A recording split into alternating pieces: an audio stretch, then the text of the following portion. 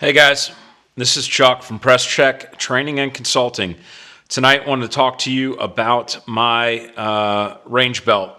This is my instructor belt, my training belt, whatever you want to call it.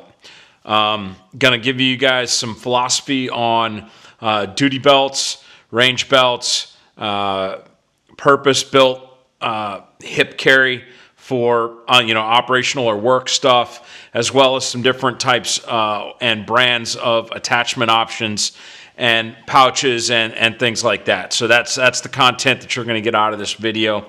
Hopefully this shit should take less than an hour for sure, but I am going to go into some detail about some of the legacy stuff out there and some of the stuff that I'm currently not using on this rig, but that I'm a big fan of, and why it's not on this rig specifically. So my patrons asked about the Aries Gear duty belt. So this is the Aries Gear inner outer belt, standard 2-belt system that is quite popular. Sub belt or inner belt, and then a duty belt or range belt on top of that. So Aries Gear was nice enough to send me out a Coyote or FDE inner belt and range belt for when I'm doing green machine stuff, and then I also have a black belt that I can set up for uniform stuff or whatever. Okay, so let's start with my philosophy on duty belts or wearing sub belts.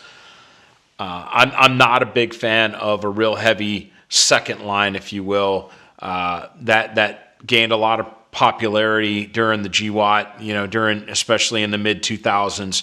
You saw a lot of padded war belts and things like that. Nothing against the dudes that wear or choose to wear those types of setups.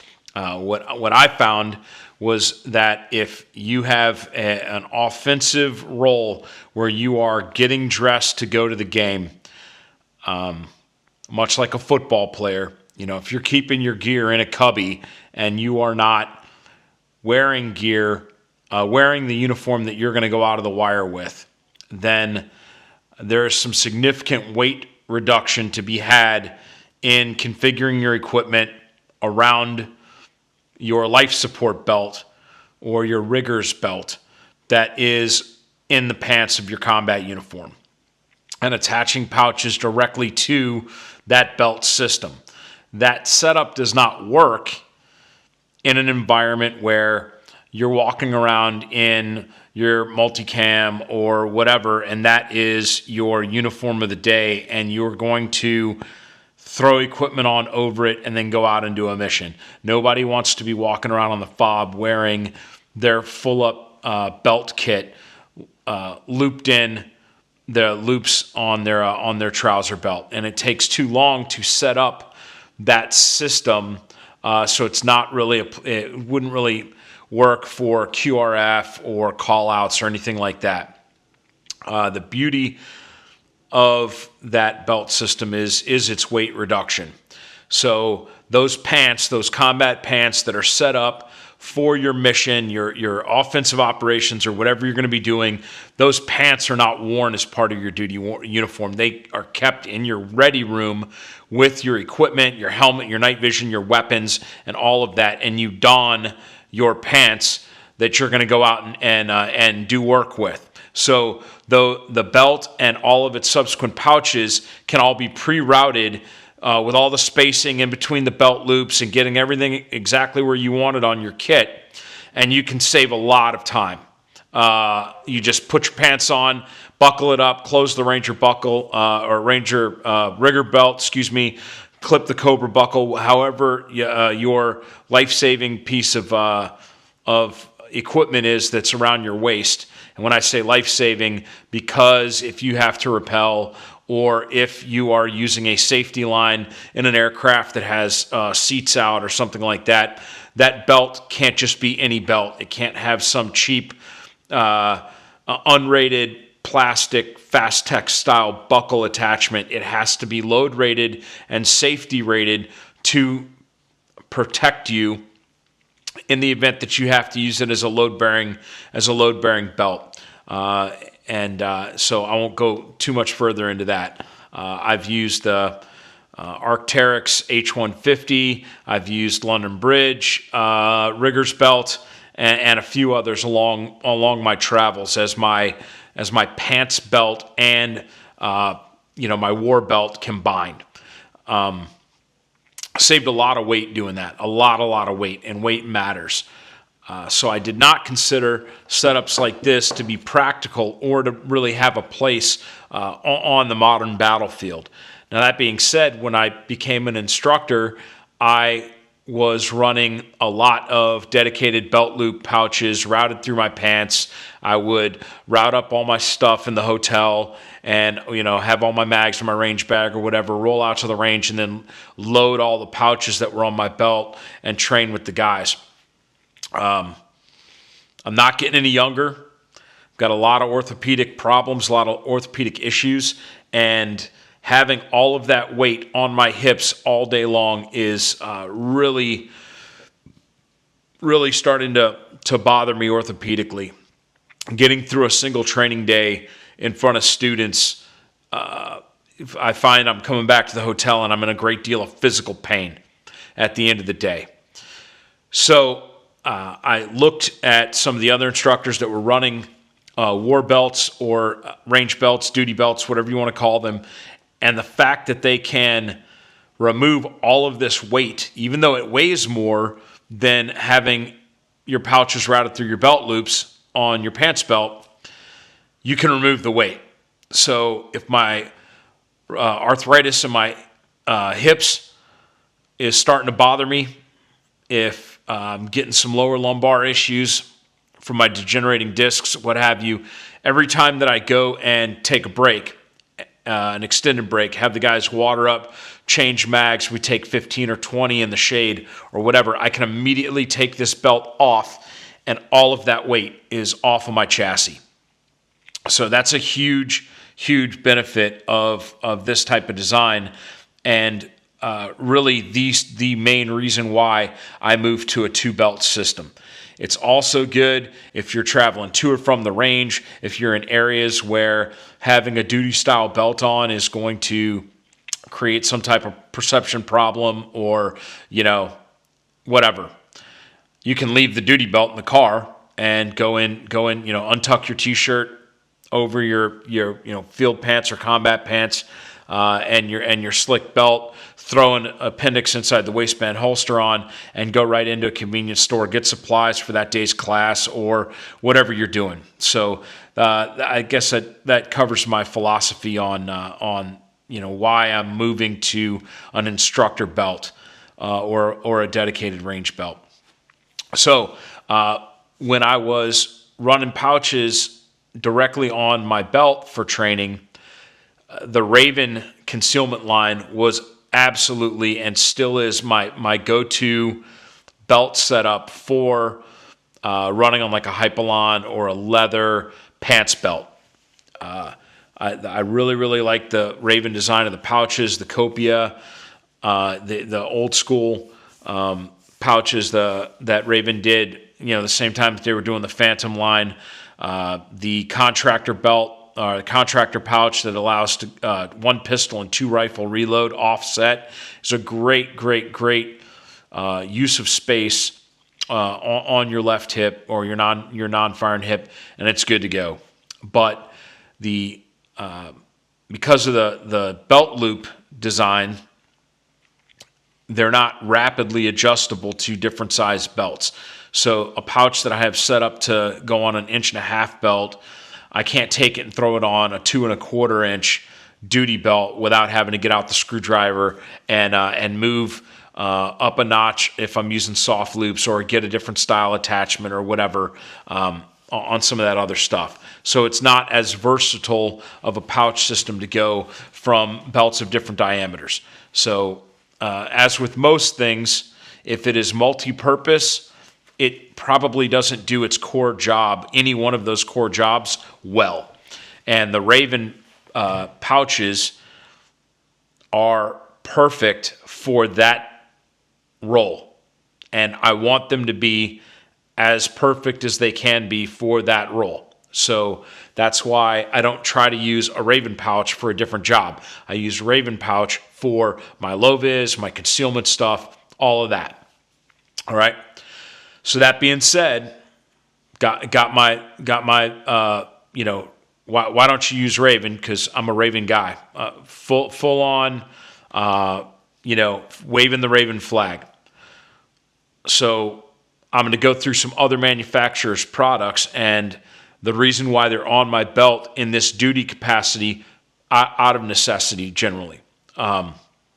So I've got some Safariland on here and I've got some Blade Tech on here. So before we get to the pouches, go back to the duty belt for a second. The duty belt is like generally any other duty belt that you've seen or two-belt system. Back in the day, they had the what we call the hook tape. That's the rough side of Velcro. I believe the original Safariland belts had it on the sub belt, and they had the pile tape or the fuzzy side of the Velcro on the inside of the belt. The problem with that is that the hook tape or rough side catches and holds animal hair, lint, strings, and things of that nature. So if you were a uniform guy like a range officer and a PD, if you had one of those old school belts that had the rough side on your sub belt, when you didn't have your duty belt on and you were walking around in the PD, you had colored strings and crap all over the inside of your belt, and you were constantly having to pick the nits off your belt, or you were walking around just kind of looking like a dirt bag, you know what I mean? So let's talk about the attachment system on the Raven belt, or excuse me, on the Aries belt. So the Aries, like I said, taking lessons learned from other manufacturers' designs, they decided to go with the fuzzy Velcro on the belt. Makes it very comfortable to wear. You're not catching or snagging onto things when you brush up to them if you don't have your main belt on or whatever. They use a double Velcro strap, which is secured to the belt, and then an overlap design. So if you're wearing different levels of cold weather underwear or things like that, soft shells with base layers under them, there's a great deal of adjustment in here, and you just overlap it to whatever feels snug for you based on your clothes for the day, and you wrap the tabs around, and voila, it's a done deal. So I won't belabor that anymore. You route that thing in through your belt loops and you leave that on. This thing does have enough rigidity that if you wanted to leave this system behind and wear this with some Raven pouches on it, this thing would absolutely be a kick-ass sub belt for doing low-vis work as well. As long as you were covering this, because it doesn't have a belt buckle on it, obviously. It kind of looks tactical, even if it's black. But fits in your pants, fits in standard belt loops, and absolutely rigid enough that you could really get some good work done working off of the sub belt alone, or the inner belt. All right, so that brings us to Aries outer belt. All right. So the outer belt, again, also overlaps. So there is some adjustment in there as far as how far it crosses over. And then Jake has got what is essentially a Cobra style buckle, but I'm not going to call it a Cobra buckle in case it's not made by them people. But it is of a Delron or polymer or non-steel design, but locks in the same way, and it has an adjustment tab here so that you can take it in and out, and that is secured with a Velcro tab. So if you're trying to put this thing on over a vest and you need some more not a vest, a jacket. If you've got some type of snivel gear, a hoodie or something that you want to have tucked in under your belt, you have the ability to take some slack out if you need to, depending on what you're carrying over on this side. All right, so what I could say about the belt so far is that I love it. Now, keep in mind, I don't have a whole lot of rigid duty belt experience. So I'm not going to say this is the first one that I've ever used, but it's the first one that I've ever fully set up and stuck with for a while. All the rest of them, I didn't like them. I didn't like the weight. They weren't for me. But every other time that I've tried this, I've been trying to use it for operational purposes and not for an instructor belt / range belt. All right. So I've got nothing but good things to say about the Aries gear belt thus far. It really is working out really, really well for me. Okay, so let's talk about my setup. What do you got going on here, Chuck? What are you putting on this thing? Okay, so for right now, until I get some other stuff going on, I dug around and I found some Blade Tech pouches. These are dedicated Glock pouches. So this thing's set up for Glock only right now, although there is some range of adjustment. They have adjustment screws for tension. I could probably get some other double stack mags in there if I needed to. Not STI, they won't fit. But they're not adjustable for angle. They're using the newest version of the TechLock system. So I also found some old Blade Tech pouches that I used to use. You can see they got a little desert sand in there that I used to use for some various stuff. So the old TechLock system, it was adjustable for belt loop using a crossbar that looked kind of like this, but it was attached to a tension screw here, and it slid up and down to give you the belt diameter that you needed for closing it. They were also set up to where they hinged at the bottom of the magazine and closed upward. The original Blade Techs had a bad problem with falling off, so they made a yoke that fit in here that would not allow these clips to be detented here and open up. Because if they did, if this got caught on your plate carrier or whatever when you're bending and moving, if you popped these and didn't have the retention yoke in, the pouch would flip and the magazine would come out. If you had a pistol hooked to this, I've actually seen guys lose their gun on target. Like, I wish I could say I've only seen it once, but we've actually gone Glock hunting a couple of times in my Army career as a result of TechLock failure. Okay, the new TechLock. Oh, and really sharp right edges here, so really kind of poked you in the gut when you were bending over and moving around, not rounded off. Once you took the yoke out, it was not attached to the pouch, and so you would lose it, and then it was just a matter of time until one of these things popped open on you because you had lost the fork on the inside. On the new Blade Tech design, the retention is right here, and let me see if I can get in there. Yep, it's right here, and it rotates out but maintains attachment to the clip itself. So there's no way that you're going to lose the retention clip that keeps the side forks from being able to push in. They're locked in there by this piece. The belt loop thickness is determined by these shims. They go in on the inside, and this little tit right here locks into these adjustable things here for however deep your belt is, however thick it is. And then they rounded off and moved the hinge to the top. So there's not any poke hazard anymore. It's much more comfortable to wear these than on the older TechLocks. And if they pop open, the hinge is trapped and gravity is keeping you from losing whatever TechLock attachment is hooked to you. So those things are pretty cool.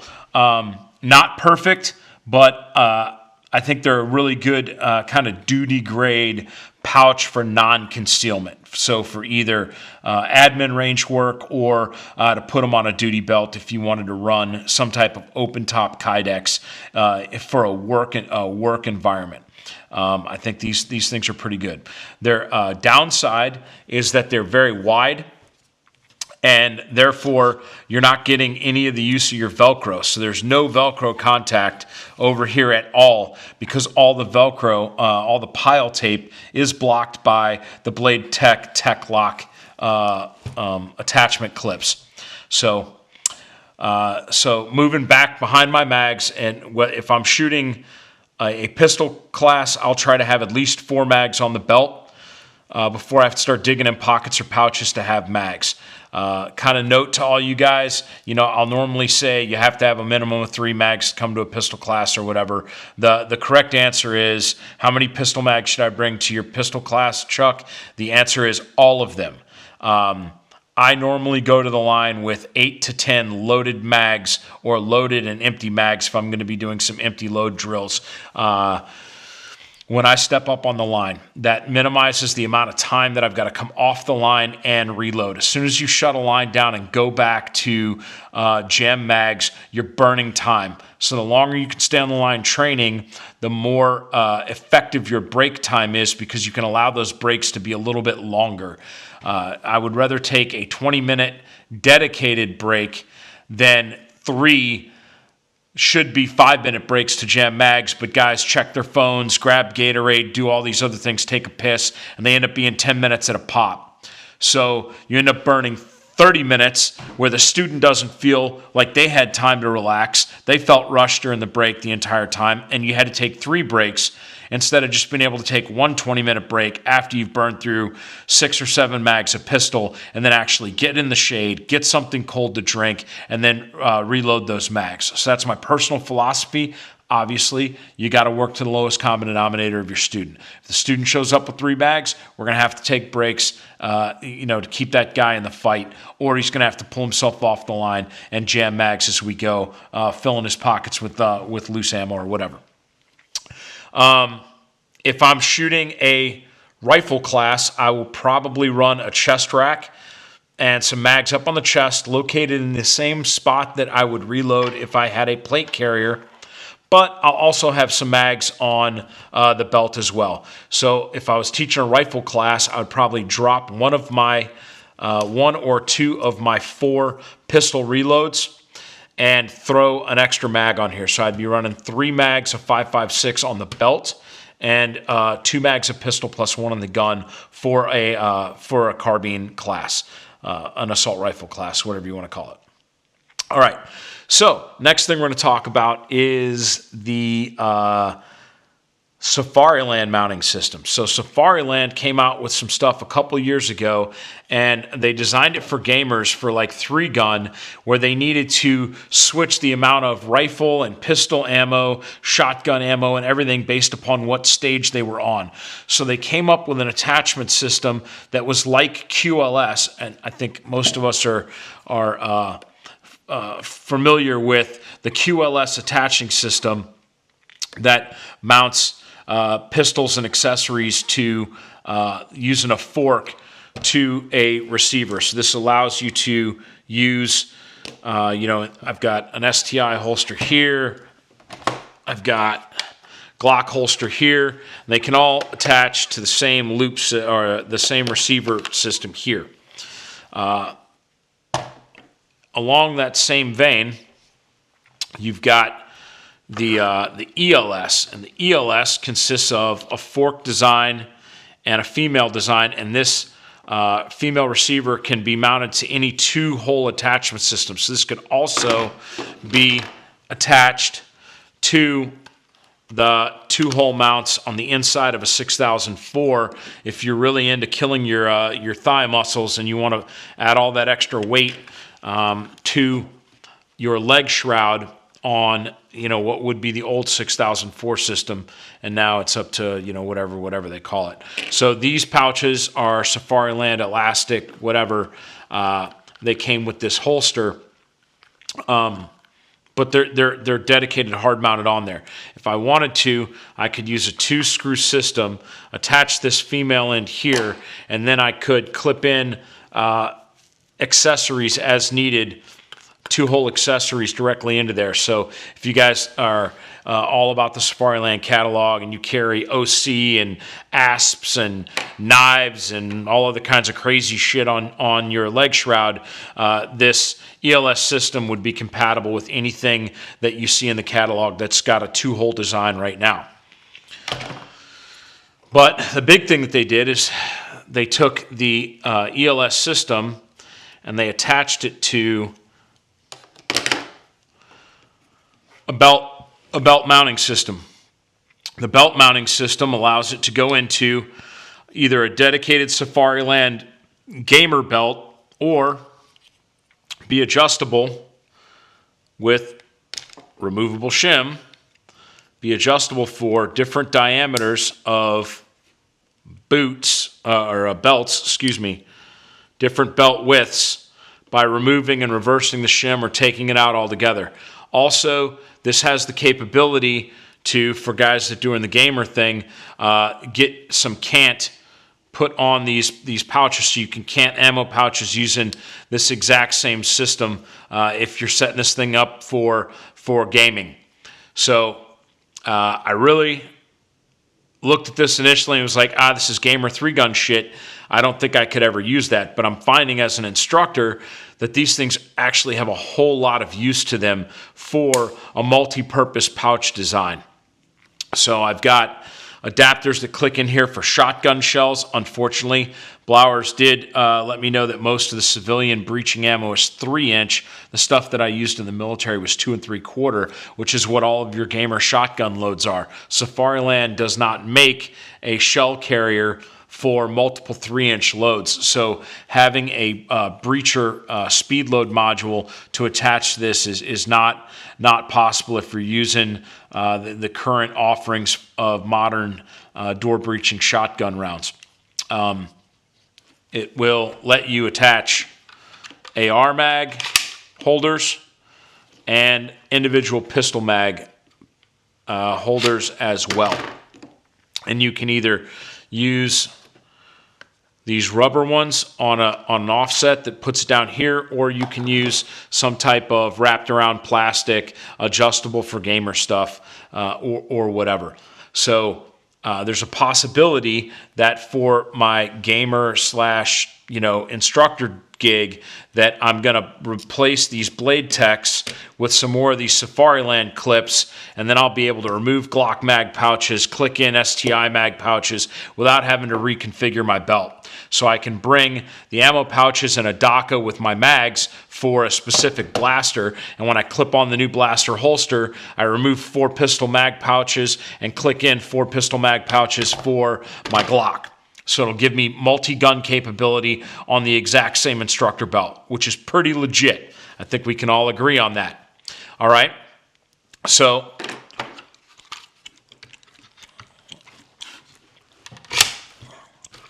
there you go. That's my standard little instructor load out there on the left side or on the non-firing side. 4 pistol, 2 rifle is my default. I'm going to put another one back here so I can run a 3rd rifle mag if I want. And then that brings me around to this hotness. All right. You guys have probably heard that I'm not a big fan of dump pouches. As a matter of fact, I hate them. I hate them for tactical purposes. I think that having a large bag that's open on your belt is just a snag hazard. It can get caught on a door or a nail or a piece of rebar when you're going through. If you're doing, actual clearing operations in SWAT or in the military, or whatever, fighting in somebody's house. So I don't like them. But all of my instructor buddies, they all have dump pouches because they've been doing this gig longer than me. They hold water bottles. They hold a blue gun for doing practical demonstrations, not having to worry about flagging people during the demo. And then they can carry empty mags that you can hand load to a specific drill or fully loaded mags to top off your mags that are on your belt once you go through those, and so that you could stay on the line and continue to train. So, in an effort to split the difference between having a tactical dump pouch, which I disagree with, and having an admin range bag, I decided to keep it classy. I got online and I bought me some Arc'teryx size large chalk bags. Why? Because there's no way that you could look at this and think, oh yeah, that's super duper tactical. That's what I want to put on my SWAT loadout gear or whatever. This is my anti-tactical admin pouch. And because they're smaller, I can put more than one of them on my gear. This thing comes with a small nylon belt that is designed to go around the climber's waist when he is doing his mountain climbing chalk bag thing or whatever.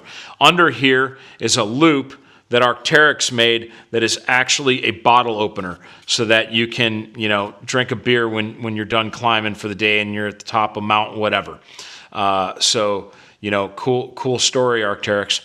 What I did is I took ELS Safariland loops, cut off the belt, went to Home Depot, and for 12 cents, 8 cents, and 6 cents, I made up a washer system and attached it to the ELS fork.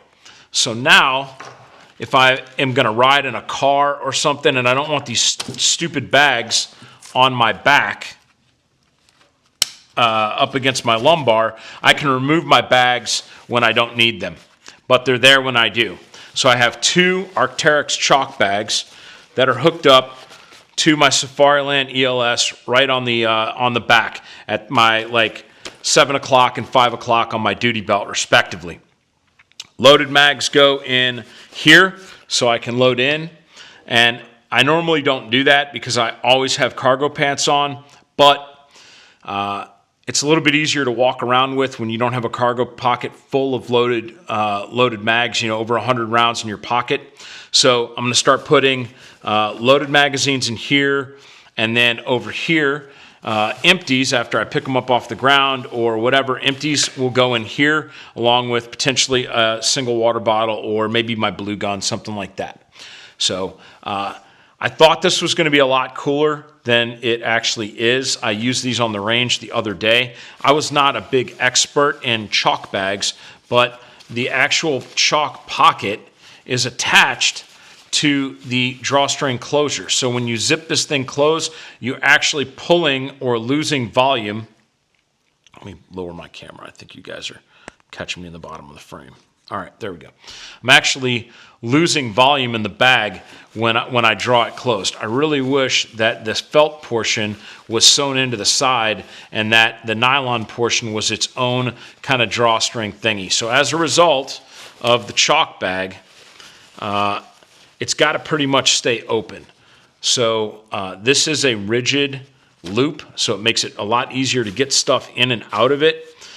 But I couldn't go and, traverse a horizontal rope using a monkey technique instead of commando crawl, because I'd be dumping magazines out of this thing, So no ninja flips, no hanging upside down off of an obstacle course, shooting your rifle inverted. I was inverted. None of that crap. This is an admin function. It's on my belt for admin purposes. That's why it says Arc'teryx on it, and it's not in some tactical color. So I wish it had a little bit more volume. I wish that I could, and you can, if you're doing like 3 or 4 mags, you can run this thing smaller and get those mags down in there, and that's fine. But if you're going to have like 6 or 7 empty Glock mags, they're not going to fit in there. Certainly not going to fit in there with a water bottle unless you've got this thing all the way wide open, in which case they're just kind of all going to be sticking up and down vertically. All right. So 6 o'clock, I've got a blowout kit. This is a Dark Angel Medical Dark. Got a cat on the side, got a set of EMT shears, and then, first aid stuff on the inside. Got a roll of North American Rescue gauze. I've got chitosan, I've got chest seals, and in the bottom I've got an Israeli or a pressure dressing. I might downsize this. I'm not super happy with the orientation of it and how it's kind of fitting in with the rest of the stuff. Because it's moly, it rides up and down a little bit more. I need to figure out a way to tighten this up on the backside and get it to where it stays in a down position all the time.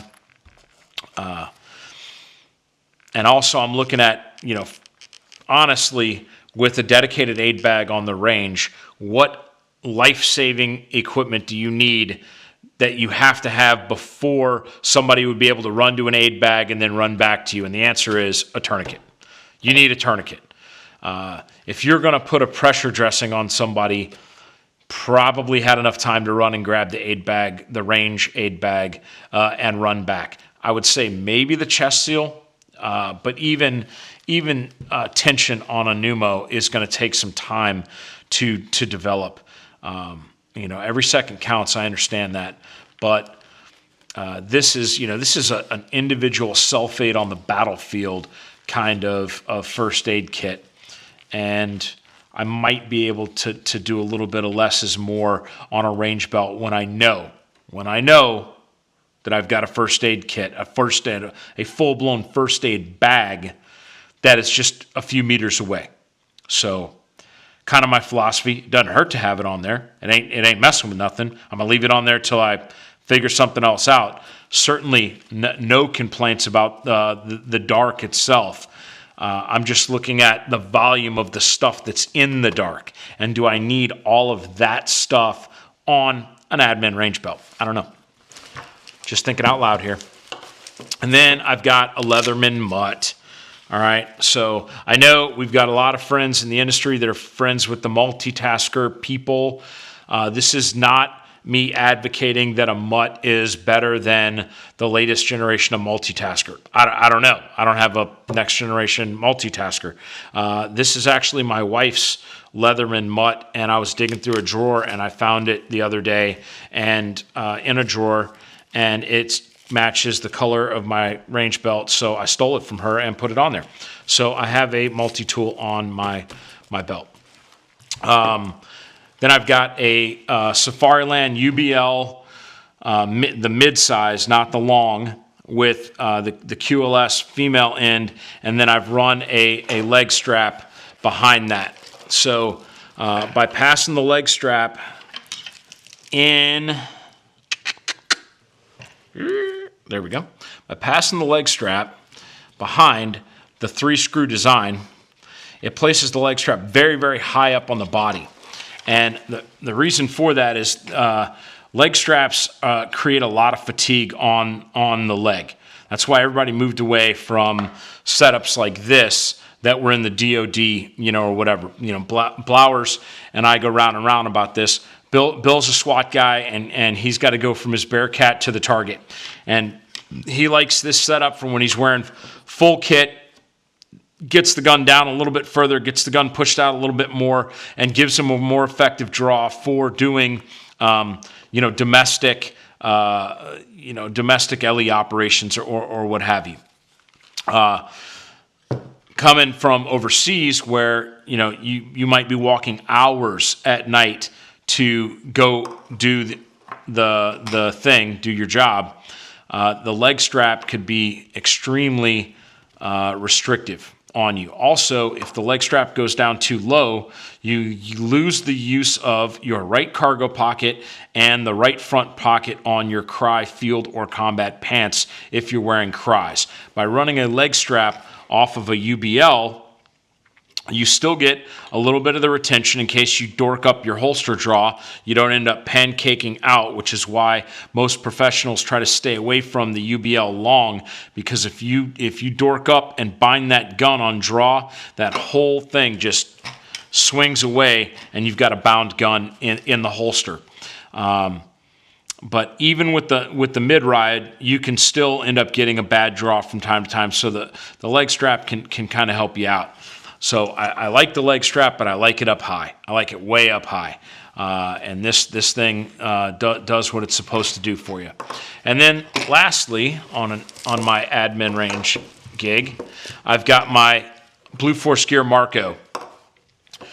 Chuck, why do you have chem lights on your admin range belt? What are you doing? You're not, doing hostage rescue or CQB or whatever. It's an admin range belt.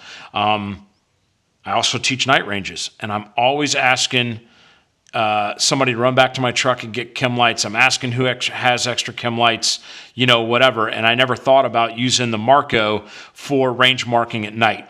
So now I've got 20 some odd baby chems, and I can pace off the range, drop them at 5 yards, 7 yards, 10 yards, left limit, right limit, center limit, and I can seed an entire flat range with chems that are on my range belt all the time, and I don't have to think about going back and grabbing a chem light bundle from out of my range bag or my instructor box or whatever prior to executing a night range. They don't take up any room, and although this thing hangs down and people think it can kind of bounce around, I run my leg strap over the top of it, so it really holds it very close. If I was using this in a tactical environment, I would actually probably move it over to the other side of my belt, because I would be stripping and ripping these baby chems out of the Marco using my non-firing hand while I was moving to the next breach to mark the room that was secure, do whatever. So my right hand would be on my rifle, and I would be stripping and ripping the babies using my left hand. But this is strictly for administrative purposes. All right, guys, that about covers what I've got going on here with the range belt and why I chose it and some of the components that I have on it. So post up your questions. Hit me up on my business Facebook page. Post them there under the link for this video. Post them on the YouTube. Post the questions wherever you're at, and I will address what I can. Hopefully you guys understand a little bit about my philosophy about when I would want to use pouches on in the belt loop versus a duty belt. And then kind of, why my belt looks the way that it looks when you guys come across this or some variant thereof in one of my Presscheck classes. It's late.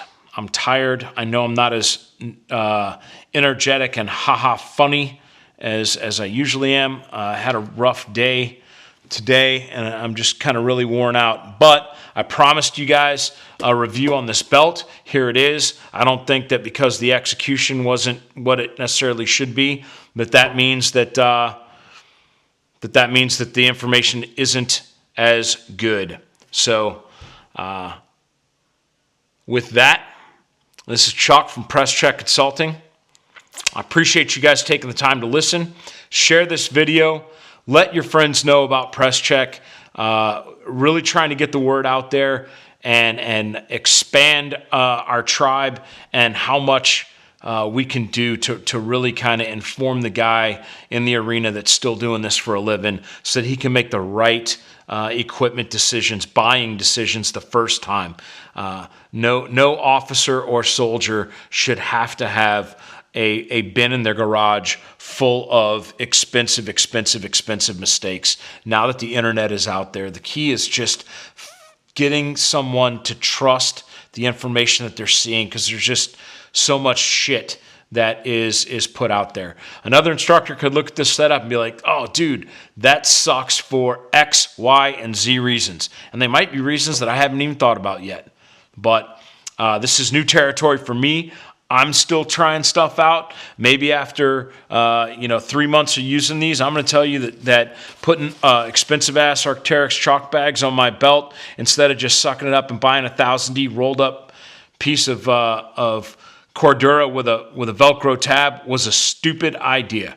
And maybe it is. Maybe it isn't. Who knows? Anyway, this is Chuck from Presscheck. I'm out.